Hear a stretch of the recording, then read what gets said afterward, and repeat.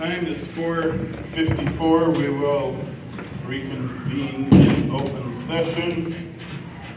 Agenda item 4, determination of student hearing. Is there a motion? I make a motion. The administration recommends that the Charles City Community School District Board of Education expel the student that was the subject of the closed session for the remainder of the 2014-2015 school year with academic support provided by the Charles City Community School District staff. Further, students shall be restricted from all school grounds and events, home and away, during the expulsion period. Is there a second to the motion? I'll second the motion. Any discussion? Hearing none, we'll have a roll call vote, please. Dyke. Yes. Walker. Yes. Frisbee. Yes. Maycumber. Yes. Winterick. Yes. Motion carried 5-0. Moving on to agenda item 5, the 500 North Grand Revitalization Team update. Do you have another printed copy? I gave you mine. Is there another copy later? There's a whole stack of stuff in there. Just one of these things. And towel on the floor. I thought I put it in my pocket. It's not there. You looking for Scott? Oh, I had it in and I didn't cut it. Oh, I got one. You're good. You're fine.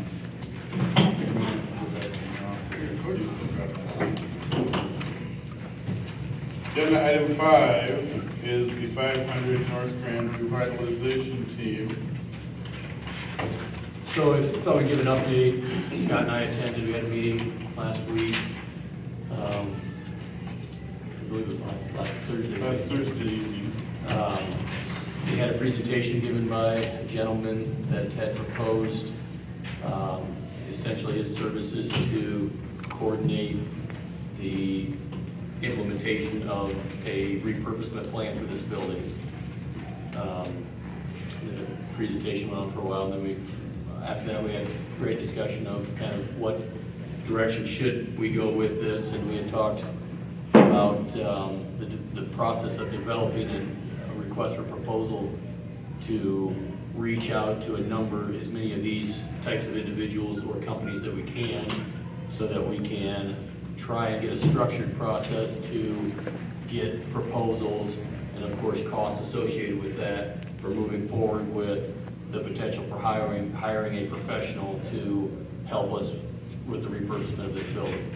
Is that fairly accurate, what you would say? Keep going, you're fine. With that, we decided that process is, the group is too large for that process. We narrowed it. A representative from, I believe, the city, the county, the Y, myself as a school, I think maybe Steve, you were into, right? I believe that's about it, 5 or 6 of us. And Jay Young, also as a representative who has spent time on the occupancy committee, subcommittee of that group. So we will plan to meet next week to start the process with the intentions of having an RFP created hopefully by the end of January for presentation likely to the board. RFP is, Request for proposal. okay. Well, not everyone knows all Those those who are watching and don't know. Sure, yeah. Thought I had said that.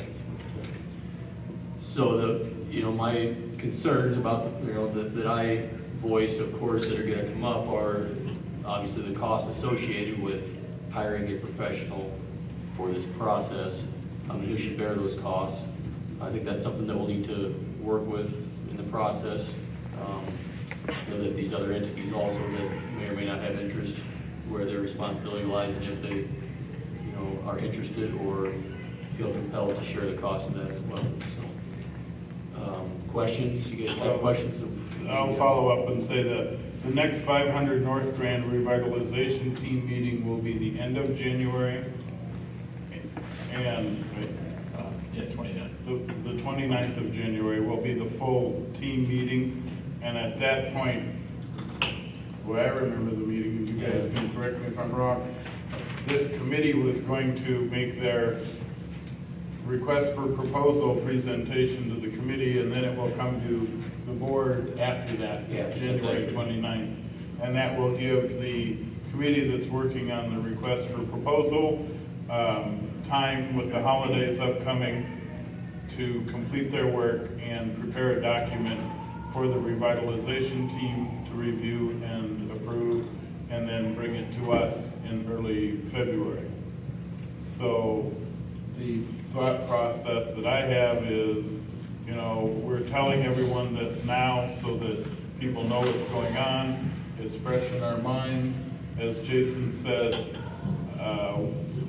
we have to decide in the future, in February or March or whenever we approve the request for proposals and then the results come back, are we bearing the full cost of an outside group to assist in repurposing this building? Are we going to ask other entities in town to assist in that cost? Do we have the capability to find money in our budget either this year or next year or in the future to bear the full cost of that, whatever that may be? Well, I've had 3 calls this week since you guys meeting Thursday night, there's no paid a bill. I have no Well, idea, that's- I have no report. That's yet to be there is no determined. bill at this point, obviously, and there, you know, that's part of the process of looking at this in the discussion. That's why there's a small targeted group to hopefully the discussions are much more productive. Right. My opinion is that the group, you know, I've heard somebody say that, well, the group has just been a big waste of time, and I strongly disagree with that we've done a lot of good work that's gonna be used to refine the scope of the request for proposal, hopefully to encourage, you know, outside entities that have the most experience and best skills to implement this and to move towards the product that our community has said they want and that we, you know, think that are viable options. And remember, we own the property, the building that we're sitting in, 500 North Grand, so we were the first ones to step up and appoint a larger committee that involved numerous members and entities from the community to assist us in, you know, finding the repurposing for this building. I agree, the committee has done lots of work, especially Steve and his committee in the past, going out and looking at other projects around the state, filtering in information. But that committee has no money, they have no capability of spending money. They are our committee to make recommendations to help the community find a way to repurpose this facility so that hopefully in the fall of 2016, we can, be my goal anyway, personally, to get this off the books of the school district and move forward with something else that maintains this building as viable in our community. You know, if the community wants it to maintain viability, then community members and groups and entities need to step forward and assist us and the community in doing so. Plus, we're the first ones who have come forward and said, we'd like X number of square feet in this building after it's repurposed. Yeah, absolutely, I agree with you, Scott. You know, while the community we've heard the outcry from the community that they want to save this building, they want to utilize this building somehow. We need some help, we can't do it alone, and while we do own the building, you know, we do have to figure out where this funding is going to come from, and yet it's a community problem. And, you know, perhaps the city or the county, or maybe there's some nonprofit funding that might be able to come into play, but, you know, those are all questions that need to be asked. And, you know, we have said our departure date clearly and loudly often. You know, it's really time for the community to come forward and help us figure out what we're going to do with this building, because when you get to September of 2016 and we have vacated this building, you're right, you know, we want to move this off of our balance sheet. It needs to move off the books. Otherwise, you know, it'll be a real problem to keep it alive and supported as an empty building. So, We are making progress. yes, you guys have done a great job. The committee, it's been great to see so many volunteers come forward and engage in the conversation with this problem that we're all facing and trying to find a solution. Can you just clarify, either one of you, the RFP is for what? One more time for the people who are watching.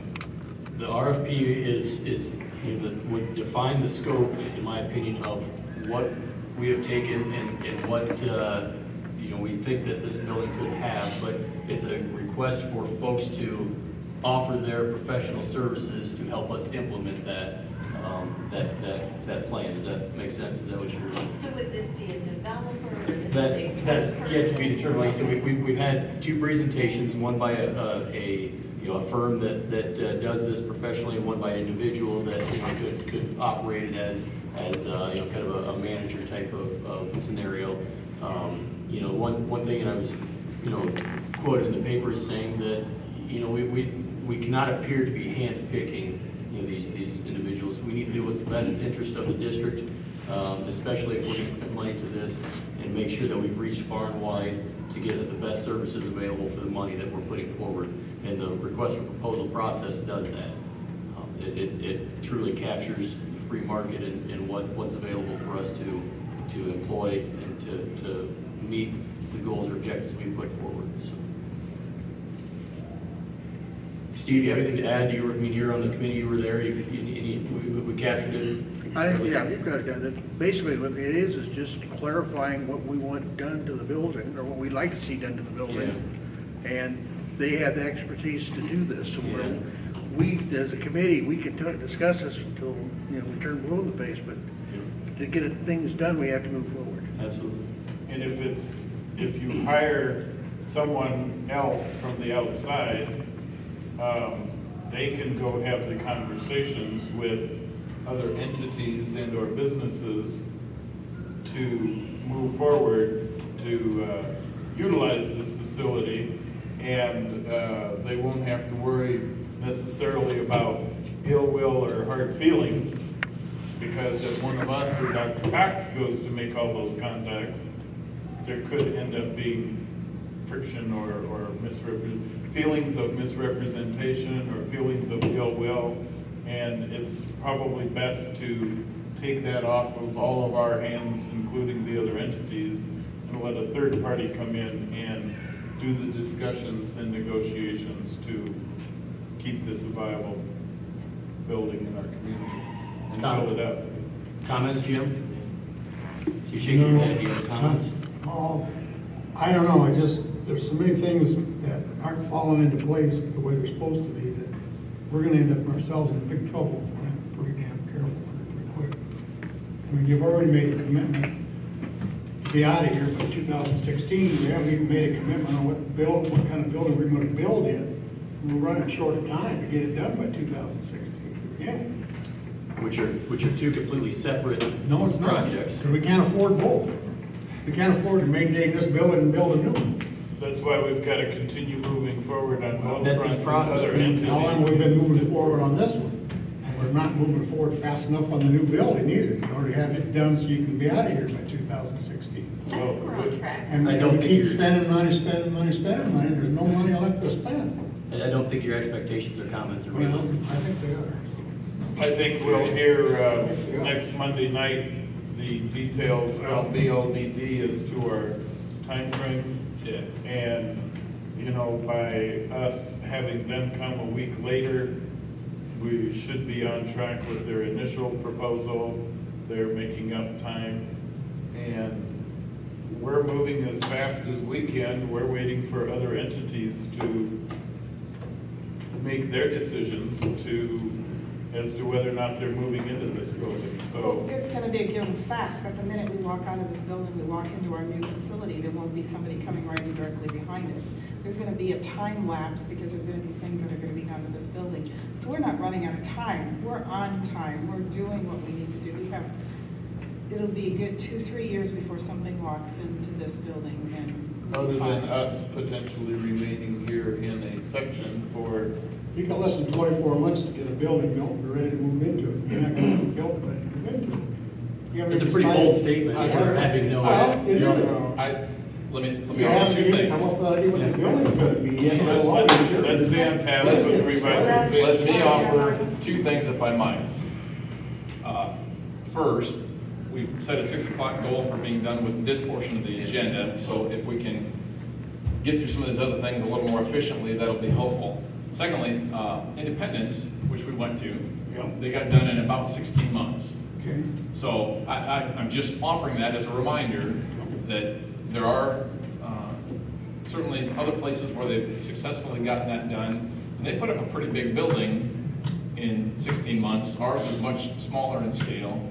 So I think with this, we're probably ready to move to the next one. And this is just information anyway.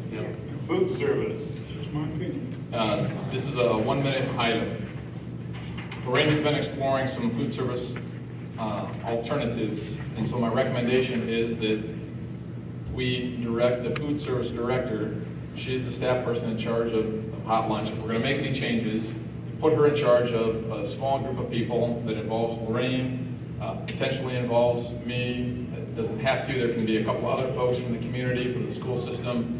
Have them explore if February 1, 2015 is a viable option for putting in an RFP to do something different next year, then let's meet that. And if it's not, we at least have gotten started on the path of what might some options be for food service programs. So my recommendation is that you direct this to Dawn Wolf, food service director, and let them go with it. Yeah, I would like to add to that, I think to possibly, and let me backtrack, the reason for this conversation about food service or outsourcing is not about our food service people and that they're not working hard and they're not doing a good job. They are doing a great job, and they are working hard at their jobs, providing lunch for students. Yet with all of the new federal mandates that we have to meet for our lunches, and the trend going towards more fresh cooking and nutritious food rather than prepared foods, and students wanting an option, our lunch counts going down, declining, it was important to me to go to that last school board convention and get the information on food service to present, to explore, just what has happened with some of these other schools. And last week I spent some time talking with some of those other schools, and they've invited us all to come and have lunch at their schools and take a look. And I think that being maybe one of the first steps with our food service director would probably really show the difference of what could be rather than what we've been doing. And so, if we get to that point, I'd like to invite any or all of you to come along with us and do that.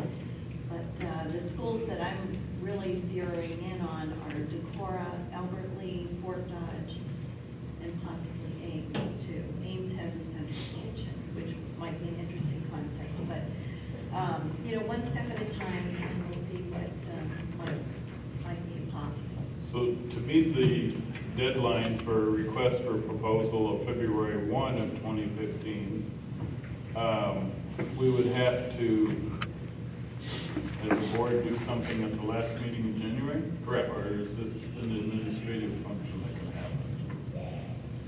I would think you would want to take action at the second January meeting. So Okay. there will be a report. We need to take action now, but I would guess that a report or recommendation for something would come at that second meeting in January, Yeah. which may or may not include the request for proposal, depending upon Dawn's research and Right. administration and your work on this process in the next 5 weeks. Yeah, and to clarify some of the things that I've heard from some of the districts, some of the goals in other districts moving forward with outsourcing was federal guidelines have made it really difficult. There's another change that's coming that's ramping up, which is going to make it even more difficult for schools to meet the demand. Number two, as we're facing a budget crunch in the coming year, what I'm hearing is that outsourcing really does reduce labor costs. And these schools have found a lot of cost savings by moving to an outsourced program. You know, and let's just make this clear right now, if we were as a board to say, you know, whichever company might be out there, you know, we would hire on all food service staff, you know, to that secondary company, whether it would be Tear or Is to be Chartwell's. determined. Yeah, I mean, that's always a possibility. Nobody's at risk here to lose their jobs. And so let's just eliminate that as a possibility of outcry right now. So before we We're not make a talking about- motion, I have one question for Mrs. O'Brien. Doesn't food service though run on its own merits? The food service budget Right. is supposed to be self-sufficient Right. based upon revenue from those that pay and those that don't pay based upon the free and reduced lunch program from the federal government. Right. So it's a self-sufficient. It wouldn't entity. affect general fund, whether it's outsourced or not. Okay, just for point of clarification. So do we have a motion? We've I have one- exceeded our 1 minute. Yeah, one further clarification that, although Lorraine has invited any or all of you to come have lunch, take part, that in the spirit of what Mary Jane has come to say to us a couple of times, I really would say keep this in the food service and hired staff responsibility to go do the work for you and bring back so that you can do the big picture work, which is setting the direction of where we're headed. I agree. That sounds fine. And I also recognize that she's extremely passionate, has done a lot of work, so be part of that, but Be part keep it of at the one. Conversation with the. Keep it at just her and not multiple members of the board. Okay. I move that the issue of changes to the hot lunch program be directed to the food service director for further study, and that Director Wintering is included on site visits to other school districts that have implemented any changes if deemed necessary. I'll second that. Jason has made the motion and Robin has seconded it to move forward and direct this possible change to the food service director for further study. And that Director Wittrick be included in those conversations and site visits. Is there yeah, there was a second. Any discussion? Hearing none, we'll have roll call vote. Walker, Yes. Frisbee, Yes, Bakehofer. Yes. Wintering, Yes. Dyke. Yes, motion carried 5-0. Athletic complex, Dr. Cox, you have an update? I do. And Mr. Stewart. Dean Stewart is here tonight, and we have an update from the city. So, Dean, you want to come forward?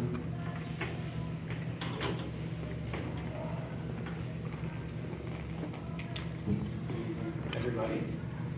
Again, I'm Dean Stewart. I'm a broker owner at Stewart Realty Company. Learned about the latter part of September, the Charles City Community School District and Sherman Nursery Company entered into an agreement to purchase a parcel for conflict. I don't think your mic's It's on, not sorry. Is it forward? Am I good now? There you go. Now you're All on, right. sorry. I'm Dean Stewart with Stewart Realty Company. Again, August, September timeframe, we entered into an agreement towards the end of September with the Bailey Nursery family doing business locally as a Sherman Nursery company to purchase a parcel along Clark Street for a proposed athletic sports complex for the district. As part of that agreement, there was contingency within the agreement to obtain approvals for zoning use, conditional use from the county portion. The parcel is split with jurisdiction by county on the southerly side, city on the northerly 2/3, about where Clark Street runs east-west, is a city boundary, so that northerly 2/3 or so of the parcel is under the city's jurisdiction. We did successfully approach the Floyd County guess I don't know the commission name, Board of Adjustment. And it was granted a special use approval, or a conditional use, I should say, for the county's part for a sports complex in an agricultural district. Within the agreement, we also have the city component. With the city component, there's either two options to go. One is a planned unit development or a special use within the zoning classification of the residential side of the zoning of this particular parcel. That has not been done. There were initial conversations with the city that initially, I would say, proved complex, not necessarily regarding the facility, but also the ingress, egress part of this parcel, obviously guarding the safe and welfare of anybody who would enter in and out of that parcel, which is obviously our primary concern, your primary concern as well. That being said, some of these procedures or agreements that would have to be enacted to create appropriate ingress and egress to the city's satisfaction, and also for that matter the schools, is not accomplished. The city has, to an extent, required a second ingress egress, which was not anticipated, which was not a part of, I guess, the initial concept from SEH Yagi. Those parts aside, the city's concerns are our concerns and your concerns, and they need to be addressed. That being said, for the parcel to fully meet its contingencies of the contract, there needs to be an extension. Whether the district gets an agreement with the city, because it involves crossing either private property or a ravine that's got elevation change, or city-owned property, which, in my own personal opinion, is the path of least resistance, the most cost-effective, but the city owns that land. And so there's components to the agreement for your due diligence that extend beyond ingress egress. We need special use, or we need a planned unit development, and at the minimum, if the city is requiring a second ingress egress component, that needs to be dealt with too. We need extended time for that. The agreement is at or beyond slightly its contingency. If the school board thinks it's in the district's best interest to continue with the pursuit of this first choice parcel, you've got a decision to make to authorize an extension of the agreement. If you consider the timelines involved, the initial agreement, I'm on memory here, I think was January 5th. My opinion would be a fast track would be about 90 or up to 120 days. The district won't have a planned unit development concepted, drawn, built, or not built, but designed and fully laid out within that time frame. Within the process, I think what you as a board need to decide is, one, we extend or offer an extension to the Sherman Nursery Company. I would say I would recommend for 120 days on or about April 15th. That would then allow, say, 30 to 60 days to work through some ingress egress questions. And it's not just a secondary access.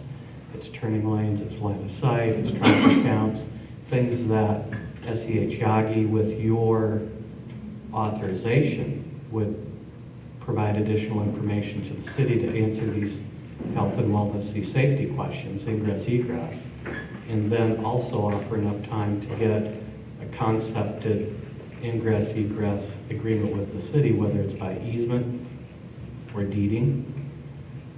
The city uses part of the concepted land for the ingress egress for sludge application. They would need a replacement area for where to reapply those, I guess, organic matters to another parcel. I'm not a sludge expert, but there's lots of land in Coit County and even nearby that potentially would be identified for those nutrients going on a farmer's land. I don't personally know the subtleties of sludge application, but that, from the city's perspective, is very important and needs to be respected. It also involves them giving up a little bit of land for ingress, egress, land that you don't own. That's city-owned property, publicly owned and maintained, that needs to be respected. And so primarily those are the components: ingress, egress, how will Clark Street be designed, the turning lanes. There will not be final concepted, fully set out sports complex detailed drawings of this process in 120 days or 30 to 60 days. I think what the board's decision is do you offer an extension to the Sherman Nursery Company for, let's say, on or about April 15th, knowing that within 30 to 60 days, through my work, the city, school officials, and SEH Yagi would be my recommended choice to you to continue with the process that they've already started, to meet and collaborate and work as a group and to resolve the question of ingress, egress, their sludge application, and you know, the safety components of going in and out. Clark Street is a wide street. The SEH determined, SEH Yagi, that the ingress, egress part of into this parcel is 66 feet.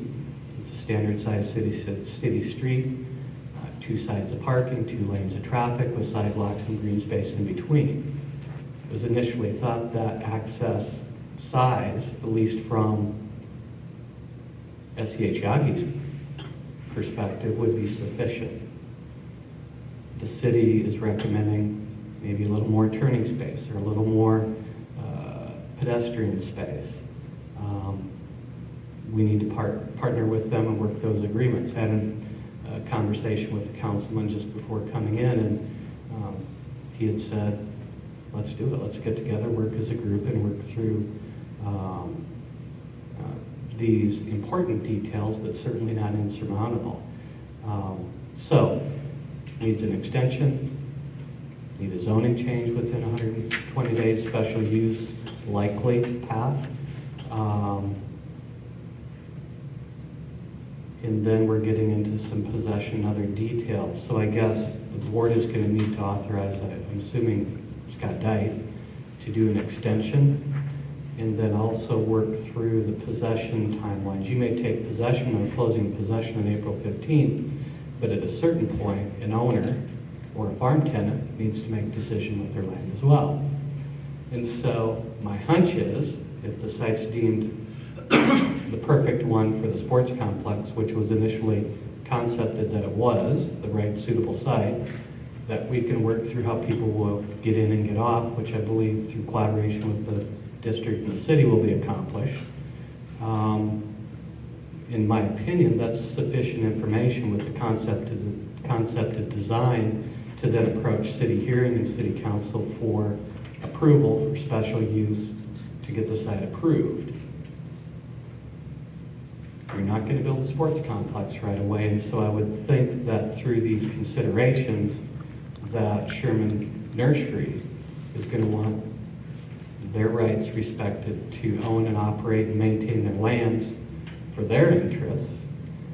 And if we all don't make those decisions for a few months down the road, and I know Jim understands this probably as good as anybody sitting here, likely the Bailey family is going to need to make a decision to lease the land, and then we'd have some additional wording in the agreement that would say that lease would then be assigned to the school district at closing, i.e. rents prorated to settlement. So you can say we'll extend it easily for 60 days, but obviously there's other moving parts to any real estate parcel, and so I would think that it would be my recommendation to extend for 120 days, to authorize Bailey Nursery Company to lease their land as they've done for years, to accept a farm tenant, likely, and what would be my hope, but not necessarily the same farm tenant who's been a steward of the land for years, and prorate and close with a prorated rent payment and in possession at settlement subject to the tenant's rights. The tenant would then have use of the land through likely till the crop is removed or not later than March of 20 March 1st of 2016. Don't know if you're in the building mode before March of 2016, but my hunch is next season's building phase is out. So I don't think you were harmed in any way by accepting a tenant and having a lease proration. That being said, I'm recommending a 120-day extension to offer to the Bailey family, Sherman Nursery Company, knowing we need to, in about the next 30 to 60 days, get a consensus between the district and the city officials for ingress, egress, and some other information that they're going to require from us, which we've known from the beginning, which now we really need to work together and put together. And then sell the parcel on or about April 15th with an assignment of a lease and a tenant. And I had a call this afternoon, guy wanted to know, he said, I've been renting the ground way back in there for hay for several years, and he says, how am I gonna be able to rent that from the school? I said, we haven't bought it yet, so I said, you're gonna have to wait a couple weeks. I didn't go into the details. This seems a ways down the road, but it's really here now. If you're buying seeds and inputs for your We want to rent the acre. next year's business, so it's pretty important to get the extension, to understand, respect the owner's right to use and lease the property, and I don't see where you're harmed by any of this at all. Is there any indication that, two questions, any indication that they're not willing to extend, the owners? Or they, they had, I guess it's reasonable, they could have maybe had an offer or something, and assume no, Well, but. your offer has been and is in a fixed, unalterable position. It's going to be an option to them. Yeah. They've been kept informed, basically are waiting. Could another offer intervening scenario happen? Absolutely it could. That's unexpected and unanticipated as they stand here now.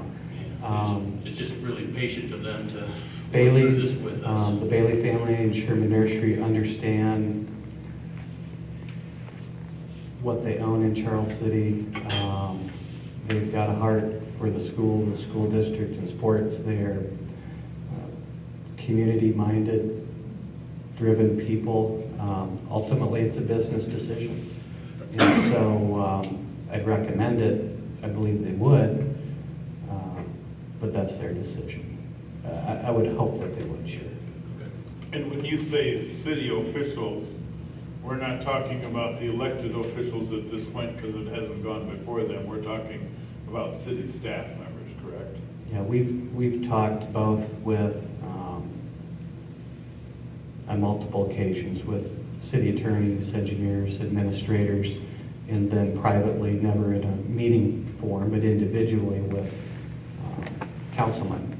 Right. And ultimately, I believe it's a council decision. The board, through the special use application, and the city council ultimately making those decisions. Rest assured, city staff and council people like to be on the same page and moving in the same direction. And so that's the direction we believe it's in, where it's headed, and where we want it to go. Did you get Mr. Stewart's recommendation at the end? I took a stab at it, Okay. but now Scott would be the one that would be authorized to work with you to get all this finalized? Correct.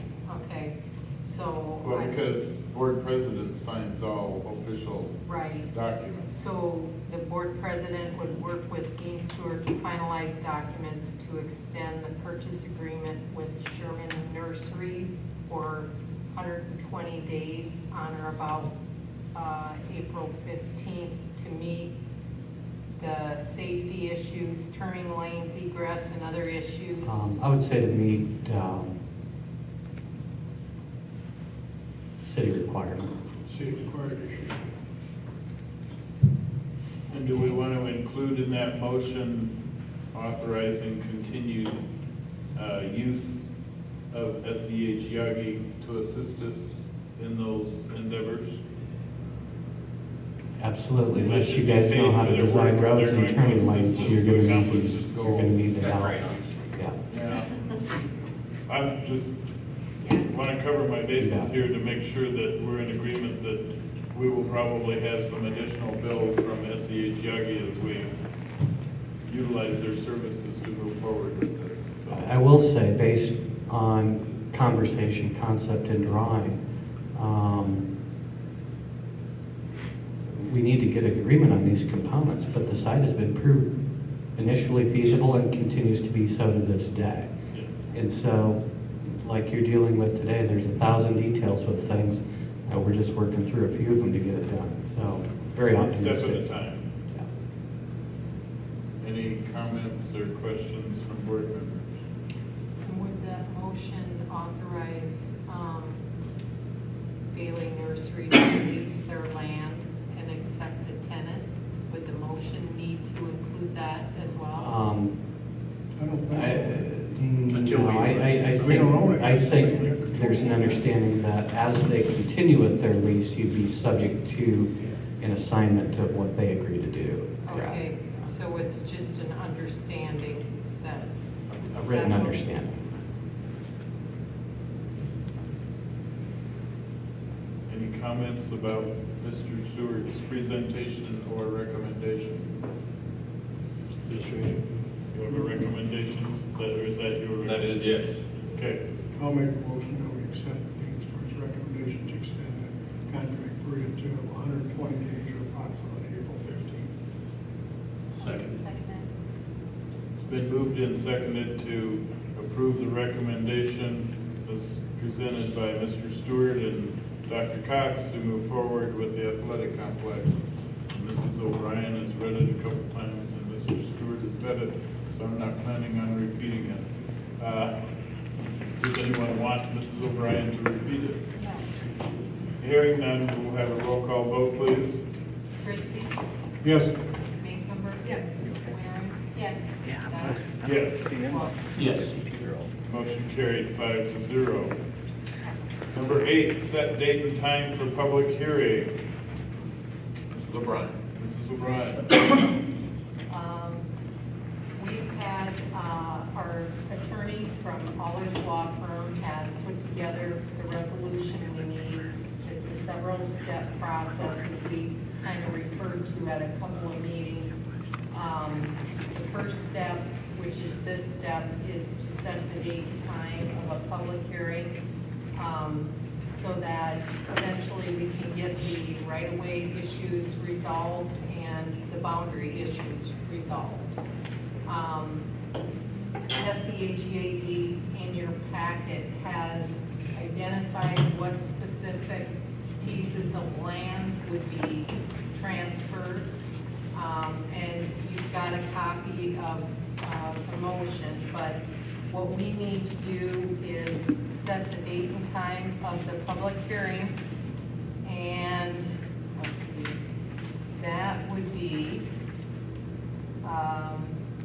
January 12th, 2015, at 6:30 PM in the middle school cafeteria.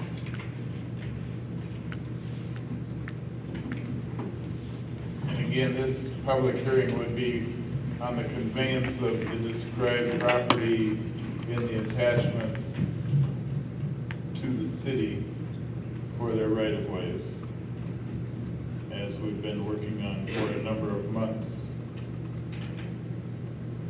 Any questions? Is there a motion or comment? So moved. Second. Been moved and seconded to approve the resolution before us, set a public hearing on January 12th at 6:30 PM in the middle school cafeteria. Any questions? Hearing none, roll call vote. Maycumber? Yes. Waring? Yes. Dye? Yes. Walker? Yes. Frisbee? Yes. Motion carried 5-0. Number 9, financial report for 2014. Maybe Mrs. O'Brien. I wanted to just clarify a couple of things on the last meeting when I provided you with an update on the financing for our project.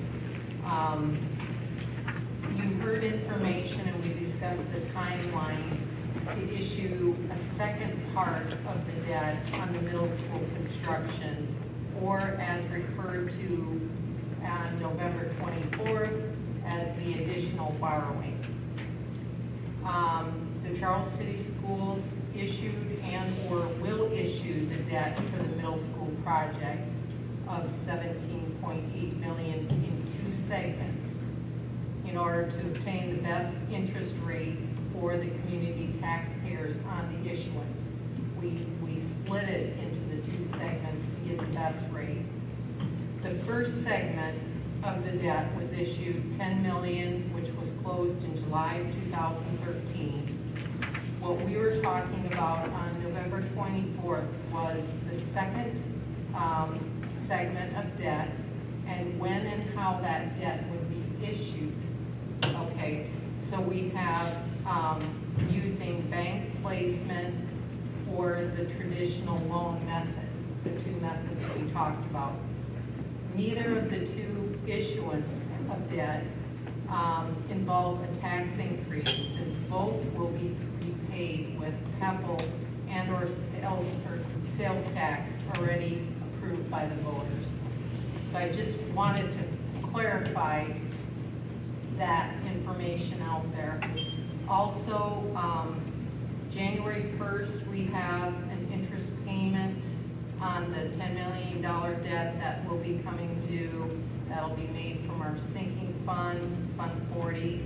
After that, the next principal and interest payment will be due July 1st. And then also we received almost $54,000 in December from the Microsoft settlement for Iowa schools. And that was for reimbursement for prior year expenses. Because, I don't know, years ago, we had the Microsoft settlement. They allowed a certain time period to submit those claims, so we got payment on that, so. Where does that go? That goes right into our General fund. general Down in the fund. general Awesome, general fund. Very nice. Any questions for Mrs. O'Brien on the financial report? Or anything specific on the other pages that she hasn't mentioned? Hearing none, is there a motion? Motion to approve the financial report as presented. A second. Been moved and seconded to approve the financial report for November of 2014 as presented. Any other questions? Hearing none, we'll have roll call vote. Wittering? Yes. Dyke? Yes. Walker? Yes. Frisbee? You, Maycumber? Yes. Motion carried 5-0. Agenda item 10, School Budget Review Committee application for modified supplemental amount for dropout prevention program. This is Mrs. O'Brien again. Or do you? I'll take it. Okay. The modified supplemental amount for dropout prevention actually funds quite a few programs. The Kerry Lane High School program, middle school and high school alternative academic programs, like the Edgenuity program here at the middle school. Our juvenile court liaison, this is partial funding. The intervention center that we have here, teacher and counselor special programs, summer school for middle school and high school students, and then district-wide before and after school programming and wraparound services through positive behavior interventions and supports. This motion before you gives us these, if you approve it, would give us the spending authority, and then when we get to April, you could choose to levy the property tax to fund that authority, and it's in the amount of $398,749. That has been the standard procedure in the past? Yes, something that we do every year.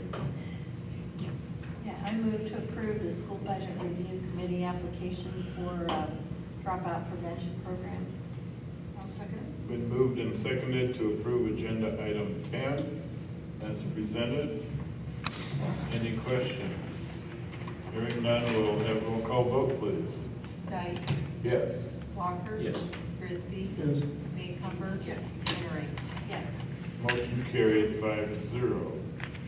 Agenda item 11 is the consent agenda. Is there a motion?